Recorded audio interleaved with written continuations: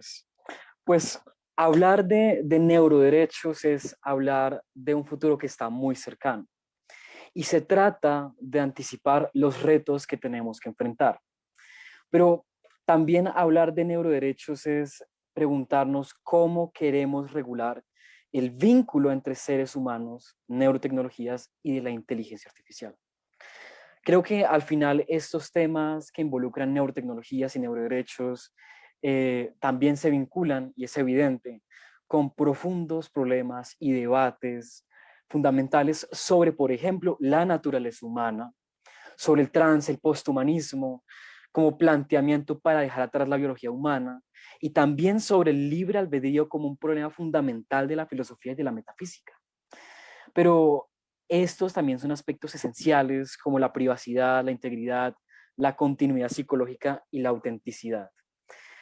Pero yo quiero en esta breve intervención hacer referencia quizás a un llamado a la mesura, un llamado a observar críticamente qué es lo que estamos haciendo y cuáles son los alcances y repercusiones de lo que estamos proponiendo. Porque creo que si bien hay un gran entusiasmo alrededor de los neuroderechos y en general dentro del neuroderecho, creo que es importante plantearnos algunas cuestiones relevantes al respecto. Entonces aquí voy a compartir una presentación brevemente y es, claro, ya Sara nos había contado de los 5 neuroderechos que propone la New Rights Initiative, que son el libre albedrío, la identidad personal, la privacidad mental, el acceso equitativo a tecnologías de mejora y también la protección contra sesgos. Sin embargo, esto es interesante y es que con unas colegas, también con mi hermana que es ingeniera biomédica, nos hemos sentado a analizar críticamente estos 5 neuroderechos y creo que es importante traer una reflexión frente a esto.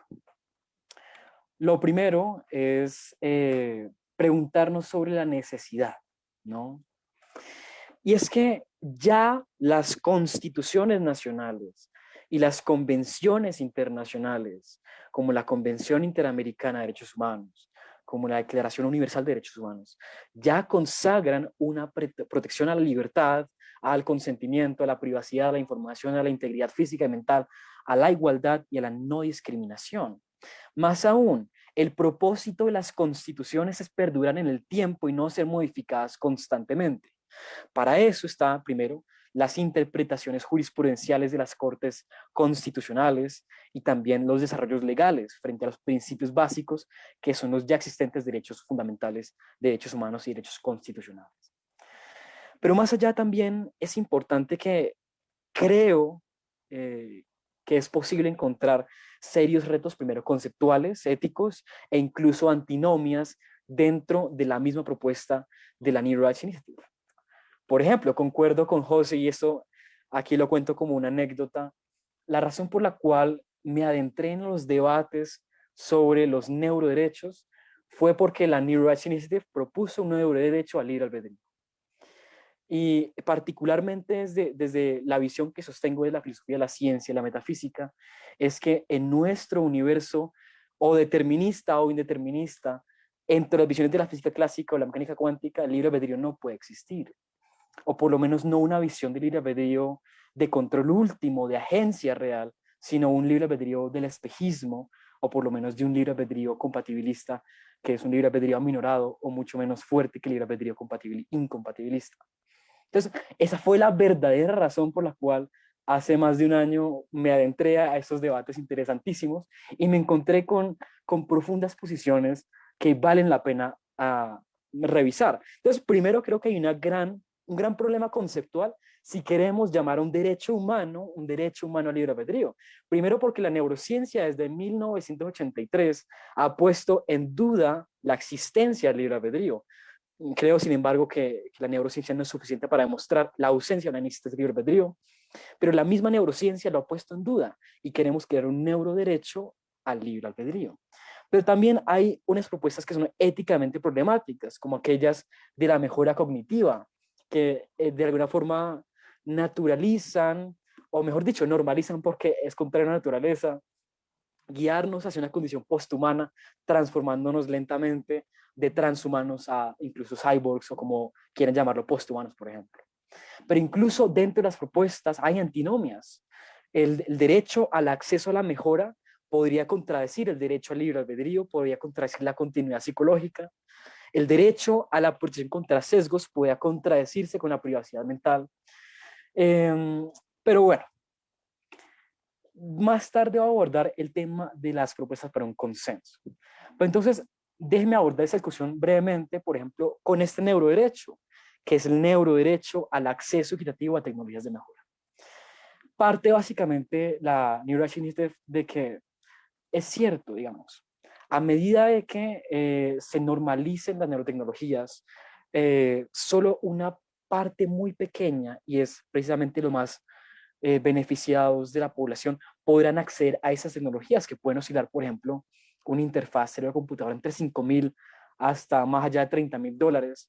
Eh, Muy pocos podrían costear ese tipo de tecnología. Entonces, la Neural Rights Initiative propone crear un derecho para que no haya discriminación frente a personas mejoradas con tecnologías. Entonces, por ejemplo, las poblaciones más vulnerables podrían reclamarle al Estado que ayude a financiar total o parcialmente, por ejemplo, la intervención neurotecnológica de mejora cognitiva para mejorar rasgos como, por ejemplo, la memoria, la creatividad, la inteligencia, etc. Pero ¿por qué creo que es problemático? Eh, el transhumanismo o esa idea de normalizar la mejora cognitiva y la intervención neurotecnológica eh, combina en un mismo plato evidentes beneficios con sutiles riesgos que no se mencionan. Francis Fukuyama, que es un profesor de Harvard, menciona, creo que de una manera muy interesante, y lo dice de manera enfática, la amenaza más significativa que nos presenta la contemporánea biotecnología es la posibilidad de que altere la naturaleza humana y nos mueva a una etapa posthumana de la historia. Y creo que el riesgo es importante reflexionar sobre aspectos como la naturaleza humana y el humanismo, si es algo que realmente queremos dejar atrás. O, mejor dicho, preguntarnos cómo queremos hacerlo, porque parece que eventualmente será inevitable. Más bien, preguntemos la forma en la que queremos hacerlo. En segundo lugar, hay que preguntarnos los efectos de este neuroderecho frente a la desigualdad, la diversidad y las presiones sociales. Porque incluso cuando este derecho exista, podría haber dos principales presiones en contra de las personas mejoradas con tecnologías y los no mejorados. Por ejemplo, las presiones contra los mejorados serían que cualquier mérito que ellos hayan logrado se les podría, por ejemplo, atribuir a las tecnologías que incorporen. Entonces, dejarían de pensarse como auténticos méritos y más bien méritos a propósito de la intervención que se practicaron. O frente a los no mejorados, afectar el consentimiento.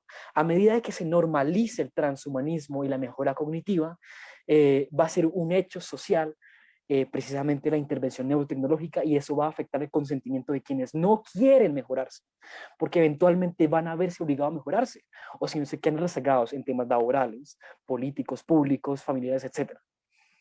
También con este neuroderecho se podría llegar a perder las características individuales y de heterogeneidad de la población. Entonces, a medida, por ejemplo, de que se valore que la inteligencia o la capacidad de razonar de matemáticamente se valore, entonces se volcará la neurotecnología a ese tipo de tecnologías y se dejarán atrás, por ejemplo, tecnologías que permitan el arte, la creatividad, etc. También afectaría la igualdad, la equidad e incluso podría crear más inequidad prolongada, porque es que si planteamos, por ejemplo, un acceso igualitario, no equitativo, que podría ser una forma mal aplicada de este neuroderecho, mantendríamos todas las inequidades actualmente existentes, solo que con mejores capacidades cognitivas. Por otra parte, y como lo decía Karen, es importante entender que nuestro contexto es especialmente diverso cultural, religioso y socialmente. Y este neuroderecho puede ir eh, frente a varias cosmovisiones de grupos indígenas, de poblaciones indígenas o incluso de religiones que no ven la intervención neurotecnológica de mejora como algo que pueda ser aceptado. Pero hay un reto más grande y es el reto de los desafíos de la implementación. Un derecho equitativo al acceso de mejoras cognitivas, primero sería un derecho universal a exigir la mejora cognitiva. En Chile, por ejemplo, eso está en la ley de neuroprotección, que dice el Estado debe promover las neurotecnologías. Hay que preguntarse, ¿quién debe financiarlo? Porque si lo debe financiar el Estado, ¿no? Que, ojo, el Estado no financia intervenciones en salud que no sean terapéuticas. El Estado asumiría una carga exacerbada de darle a sus ciudadanos tecnologías que no son terapéuticas, sino de mejora. Y primero, por ejemplo, en Colombia y en muchos países de Latinoamérica, el Estado ni siquiera puede tapar un hueco o proveer los mínimos básicos de derechos humanos. Va a poder proveer a millones de ciudadanos de tecnologías profundamente costosas de mejora que no son terapéuticas. Yo no creo. Financiar además, ¿qué tecnologías? Porque a medida de que se vuelva esto un negocio más lucrativo, eh, varias empresas se van a volcar a desarrollar más constantemente tecnologías y tendremos el mercado lleno de neurotecnologías. ¿Acaso el Estado deberá financiar todas y cada una de las tecnologías de mejora que sacan al mercado? ¿Quién debe definir cuál es el límite? Y también, sobre todo, provocaría desigualdad entre los estados, entre países en desarrollo y países desarrollados. Porque en Estados Unidos perfectamente el Estado podría ayudar a financiar, por lo menos parcialmente, el acceso a tecnologías de mejora, pero en Colombia eso no se va a poder. Y las brechas entre países desarrollados y en desarrollo se van a profundizar. Asimismo, permite los beneficios corporativos ilimitados al básicamente darle un lobby abierto a tecnologías, a empresas neurotecnológicas. Y creo en este punto, y eso lo hemos dicho en algunas publicaciones, que debería limitarse el acceso equitativo a tecnologías terapéuticas, que sea un acceso igualitario para todos los ciudadanos, pero exclusivamente a tecnologías terapéuticas, porque el Estado primero no debería asumir en este momento de la historia eh, una posibilidad de dejar atrás la naturaleza humana y dejar atrás el humanismo, o por lo menos automáticamente, inmediatamente, sin preguntarnos en el proceso de cómo hacerlo. Podría crear desigualdad, pérdida en la diversidad y presiones sociales, y también están los profundos desafíos en la implementación y sobre todo en la financiación de este tipo de cosas. Por eso hay que preguntarnos, claro, en el momento en el que permitamos ese tipo de tecnologías y miremos atrás y ya no podamos vernos distintivamente como humanos, como lo éramos antes, ¿qué va a constituir como una mejora? ¿No? Si la memoria, si la inteligencia, si la creatividad son buenas, ¿cuánta más memoria, creatividad e inteligencia queremos? ¿Y quién pone ese límite? Una vez eliminamos esa línea entre tecnologías terapéuticas y de mejora, se abre la puerta a todo tipo de tecnologías, incluso eugenésicas. Por eso, y esta es la propuesta para finalizar, después de analizarlo muy someramente, y en el caso de que concluyamos de que sí es necesario crear una nueva categoría de derechos humanos, creo que es mucho menos problemática adoptar la categoría de Marcelo Yenca y de Roberto Andor. Primero, por ejemplo, no parten de llamar al consentimiento libre albedrío, sino libertad cognitiva, que es mucho menos problemático conceptualmente. Tampoco lo dicen o lo aceptan de manera expresa el derecho a acceder a tecnologías de mejora, sino que podría estar consagrada una parte de libertad cognitiva, pero no estaría directamente reconocido o plasmado. Y también en el tema de sesgos, creo que es mucho menos complicado porque es cierto que en los debates sobre los sesgos, decir que los sesgos en algoritmos de inteligencia artificial deben ser eliminados porque sí es una simplificación y en ocasiones los sesgos son incluso buenos o son incluso producto de los datos que la persona le ingresa al algoritmo. Entonces creo que esta definición de Marcelo Yenker es mucho más problemática. Y aquí termino diciendo que esto no puede ser una discusión de uno u otro país.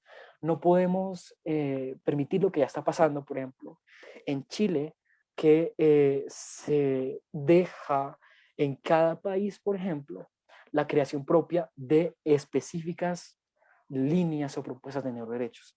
Creo que esto debe ser sin duda una discusión internacional y llegar a consensos de manera internacional. No podemos seguir transitando individualmente como países. Estos son algunos de los artículos que hemos escrito, que he escrito sobre esos temas. Aquí están consagrados, pronto saldrá uno en junio y espero también pronto otro sobre los 5 neuroderechos. Entonces, agradezco mucho su atención y recuerden, por favor, seguirnos en nuestras páginas de redes sociales de nuestro observatorio.